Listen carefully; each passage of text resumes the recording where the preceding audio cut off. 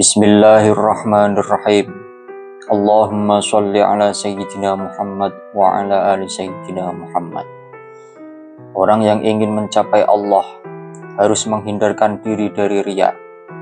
Riya adalah racun yang mematikan dan dapat melebur segala pahala. Asy-Syaikh Ibrahim Al-Matsbuli berkata, riya dapat mensia-siakan pahala amal dan mematikan hati seorang hamba. Di antara tanda-tanda riya adalah melakukan amal untuk Allah tetapi masih dibarengi dengan tujuan-tujuan yang lain.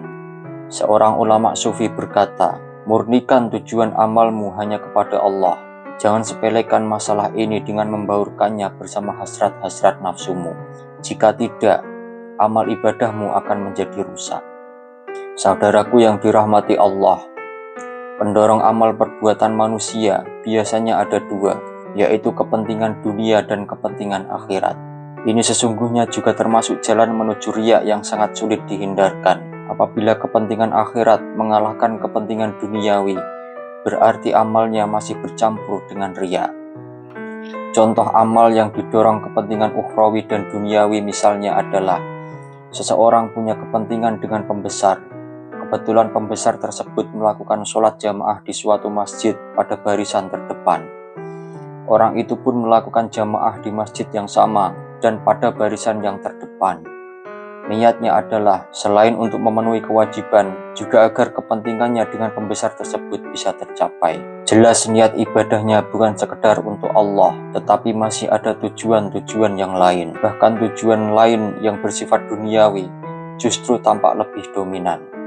Karena itu, para ulama menyatakan mentauhidkan niat adalah wajib, agar manusia tidak terpengaruh, serta bisa menyatukan pikiran dan hatinya hanya untuk berhubungan kepada Allah Subhanahu wa Ta'ala. Contoh lain adalah orang yang melakukan ibadah agar bisa dekat kepada Allah. Ini seperti melakukan pekerjaan yang bertujuan untuk mencari upah. Ini juga termasuk riya yang sangat halus. Sedemikian lembutnya riya ini, sehingga para ulama menyatakan penyakit ibadah ini sangat sulit dirasakan. Terkadang ada yang telah melakukan ibadah demikian lama dan mencapai kedudukan di sisi Allah, akan tetapi kemudian ditolak. Sesungguhnya, ibadah yang benar adalah melakukan amal perbuatan semata-mata hanya untuk memenuhi perintah dan hak-hak Allah Subhanahu wa Ta'ala. Saudaraku yang dirahmati Allah, contoh lain dari riya adalah orang yang mengaku punya kedudukan tertentu di sisi Allah, padahal ia sebenarnya belum mencapai makom tersebut. Atau ia telah mencapai derajat yang dikatakan, namun belum boleh diberitahukan kepada orang lain. Pengakuan ini akan mendatangkan siksaan dan menghalangi orang tersebut dari kedudukan yang telah diklaimnya itu. Selamanya, ia tidak akan pernah bisa mencapai derajat yang telah diklaimnya itu. Contoh lain lagi adalah merasa senang bila amalnya bisa dilihat orang lain. Perasaan ini adalah penyakit yang sangat berbahaya. Menurut Asy-Syaikh Abdul Hasan Asy-Syadzili radhiyallahu anhu, amal yang disertai perasaan senang seperti ini tidak bisa menambah kedudukannya di sisi Allah, melainkan justru mendatangkan murka dan semakin menjauhkan diri dari Allah Subhanahu wa Ta'ala.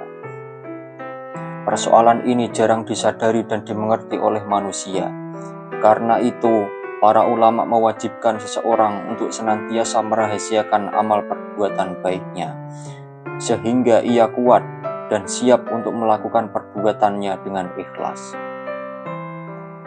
Terkadang memang ada seseorang yang melakukan perbuatan tertentu hingga ia dipuji oleh masyarakat, dan dia tidak menghendaki pujian itu. Dengan itu, ia mengira bahwa dirinya sudah termasuk orang yang ikhlas.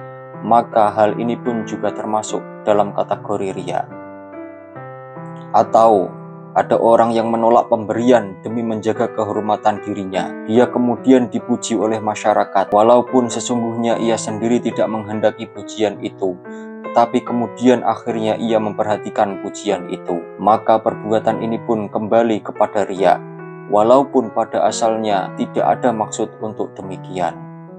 Contoh model riya lain yang samar adalah meninggalkan amal ibadah karena manusia. Asy-Syaikh Fudail bin Iyad berkata, meninggalkan amal karena manusia adalah riya, dan melakukan amal karena manusia adalah syirik. Apa yang dinamakan ikhlas adalah kamu menjaga diri dari keduanya. Maksud dari kata Fudail bin Iyad adalah orang yang hendak melakukan ibadah kemudian diurungkan karena khawatir akan pujian dari manusia, maka itu termasuk dalam riya.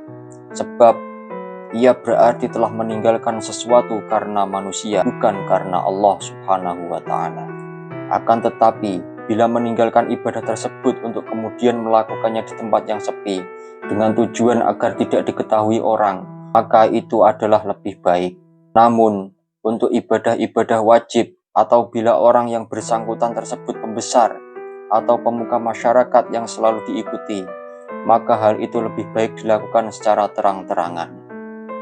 Contoh lain dari riya adalah menceritakan kebaikan-kebaikan di masa lalu tanpa ada maksud-maksud tertentu yang bisa dibenarkan menurut agama. Sesungguhnya, mengungkap kembali kebaikan-kebaikan yang pernah dilakukan di masa lalu tanpa ada tujuan yang bisa dibenarkan, bisa merubah amal tersebut menjadi riya.